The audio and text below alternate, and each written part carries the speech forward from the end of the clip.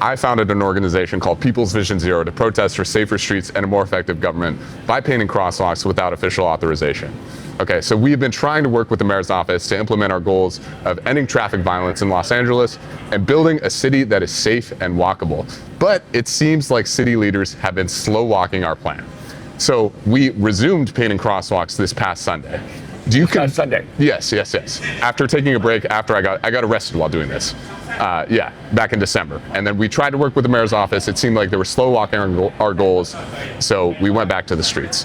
Do you condone my actions? Totally. How should I proceed? Look, I think you're doing exactly the right thing. What you're trying to do is exactly what I'm trying to do. Yeah. Which is to have dense, walkable neighborhoods that are safe and fun and use public transportation. Sure. Yeah. And that's what I've been saying. That's the future of California. That is what we have to have in our minds as we go forward. What do you think it says about the ability of local government to provide essential services that people like myself are taking things into their own hands?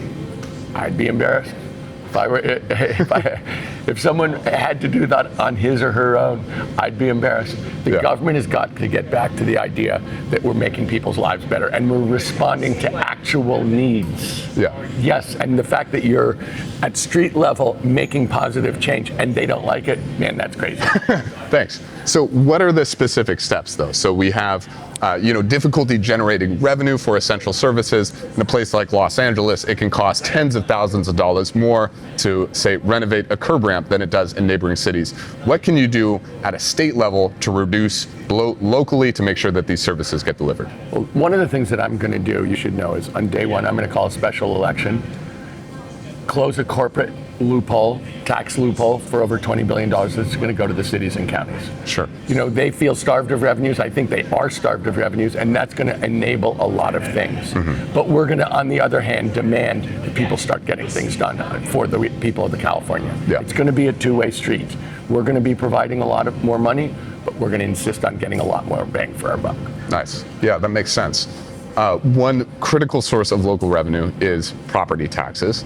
In California, we have Prop 13, which is a piece of legislation that caps property tax increases. Yeah. What I'm talking about is closing the tax loophole Yes. for corporations in Prop 13. Can you explain how that works, maybe to somebody who doesn't understand the effect that Prop 13 has had on the ability of jurisdictions to generate Basically, revenue? Prop 13 froze the asset values that property taxes are assessed on in the late 1970s, and it went up at 2% a year. Mm-hmm. Corporations are literally underpaying property taxes by $22 billion a year. Mm-hmm. That's money the state needs. So when we look at what's happened since Prop 13, it's been the starving of social services in our state. Yeah, and that's part of the reason why we haven't been able to deliver essential services. Yes. Yeah. So this is a first step to getting us back towards some kind of fiscal sanity. Sure.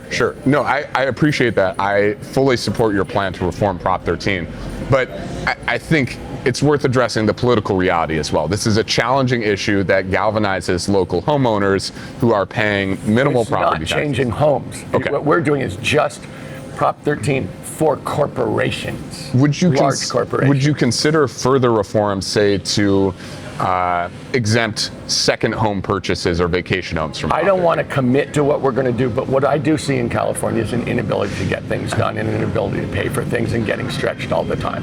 We're the richest state in the world. Mm-hmm. We have the highest poverty rate. Our services, we're 38th in the country out of 50 in terms of education K to 12. Not acceptable. We're going to have to do a lot better. And it's not going to be, Rome wasn't built in a day, but we're going to build Rome. Yep. No, that's interesting. I appreciate that, and bringing up the schools is important because that's another part of having a walkable community, a fun place where kids can literally ride their bike or walk to school, where there's a sense of fun, and there's a sense of the streets being a safe, interesting, entertaining place to be. Yeah. So tell me about your background too. Did you grow up taking public transit or riding your bike? Nice. Look, I'm a big, but we can't have dense cities without public transportation. Exactly.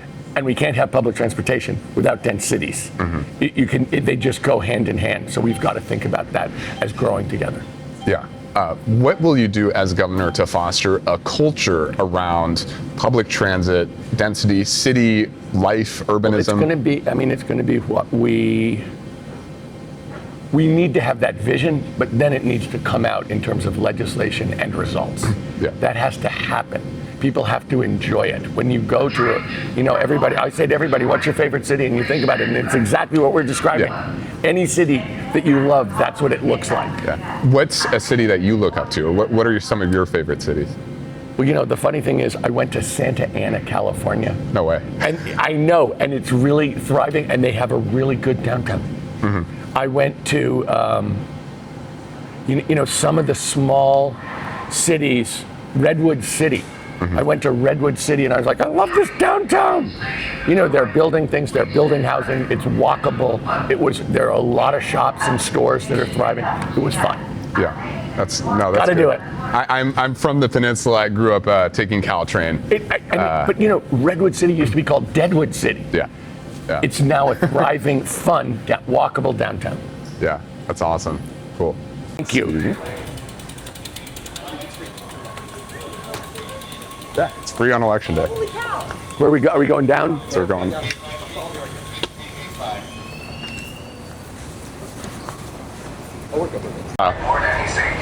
So Tom, we're up early this morning, riding the D. Thanks again for having me. A big question I had was about SB 79. So we just passed this major piece of housing. I wrote an op-ed for it. Yeah, awesome. Yeah, I saw that. Which, for context, allows us to build housing near our transit centers and build these dense, walkable urban centers that allow people to live lives undependent on cars. Anyways, so SB 79, where are the cranes and what will you do as governor to supercharge housing production? Well, we've got I don't know, Johnny, if you've had a chance to bore yourself by going onto our website, but we have a very detailed plan of how we're going to do this. And it does start, honestly, with the money from closing this tax loophole. Mm-hmm. And of course, it goes to permitting, shorter, cheaper, simpler permitting, and zoning.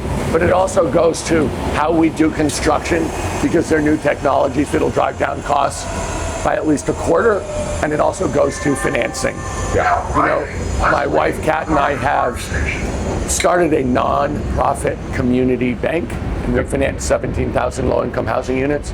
I think we got to use the balance sheet of the state of California, which is a little bigger than Kat's and mine, to finance housing and to enable down payment assistance. Yeah. We need to control rents. We need to do much more renters tax credit to put money in renters' pockets because they're getting really squeezed. But the other thing we really need to do is to make sure that we're financing people to buy the houses, and control rents and enable people to buy houses by both financing cheaply and giving down payment assistance from the state. We're in a crisis, and people are acting as if it's business as usual. It's not business as usual. We really need to rebuild our cities, and we need to do it, as you said. I'm going to be counting the cranes. Yeah. I really am. That's the measure. When I go to a new city and I see what's going on, I count the cranes.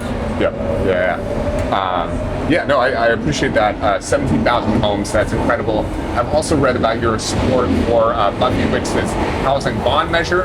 Of course. I am totally for it. It's not enough. Yes. And she would say that too. And we're not working that money nearly hard enough. The way that we're doing financing in the state of California,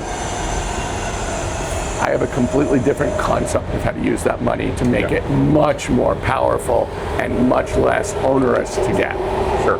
So there's also an inherent tension because we want to build income-restricted, affordable units, but we also know that the cost of building those units we need to build everything. Okay, awesome. Absolutely need to build. Yeah. How do you explain that to people? The need for more market rate construction, and what do you do to get it done? We're going to have to make it. Look, there's incredible demand. It's just not at the price point that people can deliver. And so this is all about how do we drive down these crazy costs. Building houses in California is incredibly expensive. It doesn't have to be. Yeah. And we have to go after every line of that cost statement and reduce it. And that's what we're going to do. Yeah. Awesome, thanks. So a big question I had was, a lot of this comes down to a cultural shift between car dependency. For instance, Los Angeles is a historically car dependent city, and public transit use. Like here, we're riding a public transit line down the heart of Wilshire, which is incredible. Please stand clear. The doors are closing. So, getting public dollars for people-centered infrastructure necessarily requires a trade-off that prioritizes people over cars. What do you do as governor to ensure that we're prioritizing people, even if it comes at the expense of convenience for drivers? Well, I think that this is gonna be a transition, John. Yeah. You know, as you said, this city and a lot of California has been built around the car for a very long time. Sure. And that has meant that we haven't had, we've supported that instead of building public transportation. It's been a trade-off. Final destination. I think that's got to change. You know, and I think that it's a different physical layout. And when I said Rome's not built in a day, I mean it. Literally, Rome wasn't built in a day, and Los Angeles won't get rebuilt in a day. Yeah. But we have to have a different vision in our heads of where it's going to go, and we're going to have to put the pieces in place so that everything else falls in. Sure. And that's what we're going to do. And transit is a huge part of this. Yeah. Because, you know, look, right now it's very hard. You know this better than anyone. I mean, you've got your bike. Yeah. Very hard to live in LA without a car. So I do have a car, by the way. That's a misconception about me. I'm a driver. I enjoy driving. I enjoy working on cars. In LA, you don't drive. You look for parking and you get stuck in traffic. Yes. So this is what gives me freedom. Really? Yeah. So that's an interesting segue. You said Rome wasn't built in a day, and certainly Los Angeles won't be either. But we wouldn't like it to take that long. And as an example, you know, there's a bike lane by my house. The process end to end to build 1.5 miles of bike lane will take about 8 years. That's a quarter of my life once it's finished. Crazy. So what do you do to eliminate an awful lot of this is about the perfect is the enemy of the good. 8 years to be perfect. Yeah. 8 weeks to be just fine. Yeah. So, you know, going off of that, I think about one of my idols is FDR. And with the Works Progress Administration, it went from an idea on paper to a fully like an entity in the span of about a month, more or less. Like it happened really quickly, generating millions of jobs for Americans, employing at most 8% of the workforce. What do you do to use Well, I government think like that there is that question here, and I think this is an awful lot about this campaign is about is people are assuming everything's fine. Everything is not fine. And the sooner we take that attitude and realize there's real urgency here, that people are suffering, the sooner we'll get moving and we'll get things done faster. Because, you know, we're watching, look, I think at this point, California is internationally famous for not being able to get things done. Got to change that. Got to change it on day one. Yeah. So another example is the North Hollywood to Pasadena BRT. Metro has threatened to sue the city of Burbank for obstructing this project that a lot of people want.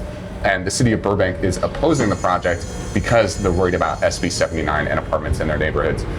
What do you do to maybe reduce the ability of local jurisdictions to block transit projects? Look, I think that that's going to be, I said there's a give and take in how this money's going to work. There's a give and take in how this money's going to work. Yeah.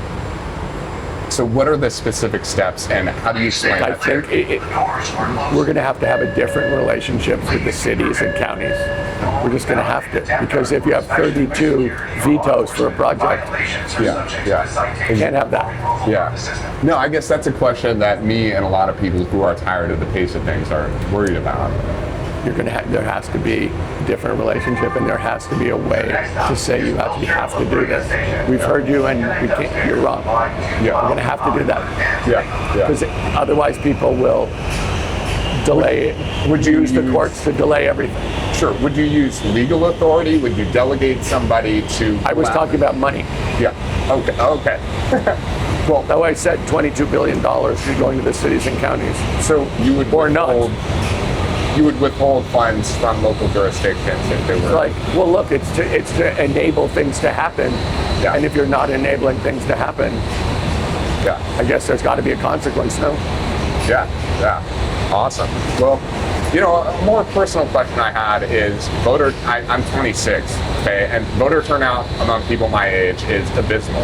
a lot of people are feeling cynical, like their society is stuck, like there's no reason for them to care. What's your message to younger voters? Why should we feel optimistic about the future? Because we are actually going to literally rebuild the California dream. Yeah. And that's going to mean a whole bunch of things, young people being able to buy a house, a school system that's actually a leading school system, again, K to 12. It's about getting things done and providing value to people. And look, this state has been turned over to corporations who are making it miserable.